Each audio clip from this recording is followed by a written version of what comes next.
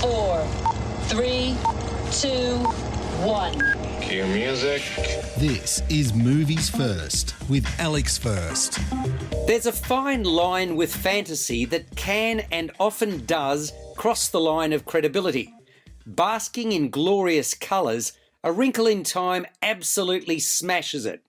Meg Murray, played by Storm Reid, is a typical middle school student struggling with issues of self-worth who just wants to fit in.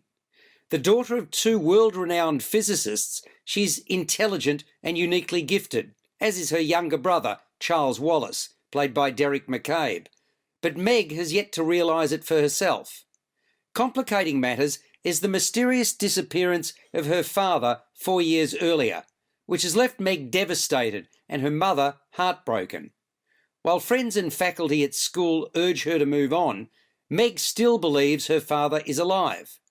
Before he vanished, Mr. Murray was tracking events in the cosmos when he discovered something called tethering, a wrinkling of time and space through which intergalactic travel is possible.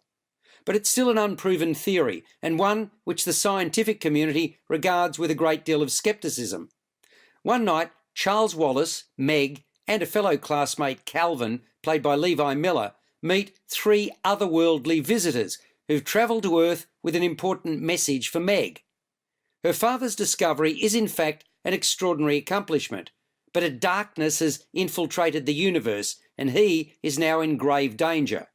Together they set off in search of Mr. Murray, with Mrs. Which, Oprah Winfrey, Mrs. Who, Mindy Kaling, and Mrs. Whatsit, Reese Witherspoon, as their guides, tethering to worlds beyond their imagination and confronting the powerful, evil energy face to face. But in order to save her father, Meg must first overcome her own flaws and her insecurities and harness the strength necessary to defeat the darkness.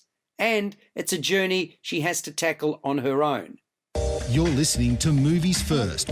For more, like us on Facebook and follow us on Twitter.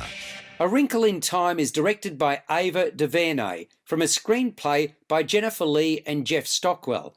It's based upon the young adult novel of the same name by Madeleine L'Engle, first published in 1962. Now it's available in 35 languages, having sold millions of copies around the world. While I found the setup compelling, that was the only element of the movie that got close to that adjective. The rest was merely mouthed platitudes. To be candid, horse droppings applied with a trowel. I quite like the young girl around whom the story is centred, while Reese Witherspoon's comic turn is a winner. But the script, well, that's lame. Its execution, lamentable. Oprah Winfrey's utterances often appeared forced, and her facial war paint was ridiculous. The good versus evil storyline is aimed at 8 to 12-year-olds. I can't think of any, though, that would embrace and welcome this mumbo-jumbo. Traditional fairy tales have far more value and can often resonate with older audiences as well. This one does not. It's an ordeal to sit through and have to try to swallow. Look elsewhere, because A Wrinkle in Time should be renamed The Day the Earth Stood Still. It scores a 3 out of 10. You've been listening to Movies First with Alex First. Subscribe to the full podcast at Audioboom, Stitcher and iTunes, or your favourite podcast distributor. This has been another quality podcast production from Bytes.com.